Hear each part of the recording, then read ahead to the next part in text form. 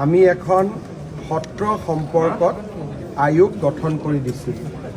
এই আয়োগৰ উদ্দেশ্য আছিল যে সত্ৰৰ কিমান মাটি বেদখলত আছে আৰু এই মাটিসমূহক বেদখলৰ পৰা উদ্ধাৰ কৰাৰ বাবে উপায়সমূহ চৰকাৰক প্ৰতিবেদন হিচাপে পৰামৰ্শ হিচাপে আগবঢ়োৱা।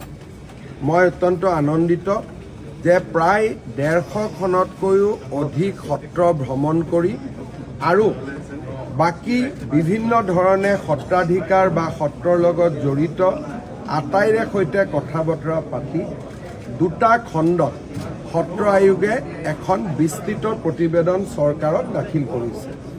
এই প্ৰতিবেদন কেইখন আমি পৰীক্ষাও কৰিম আৰু খুব সোনকালে অসমৰ সত্ৰসমূহক নিৰবিচ্ছিন্নভাৱে সহায় কৰিবলৈ আমি পাৰ্মানেণ্ট আয়োগ এখন উপযুক্ত বাজেটেৰে সৈতে পাৰ্মানেণ্ট সত্ৰ আয়োগ এখন নিৰ্মাণৰ কথাও চৰকাৰত ইতিমধ্যে আলাপ আলোচনা হৈ আছে, যিখন আয়োগৰ আদালতৰ দৰে ক্ষমতা থাকিব আৰু চৰকাৰী বিভাগৰ দৰে বিত্তীয় ক্ষমতা থাকিব।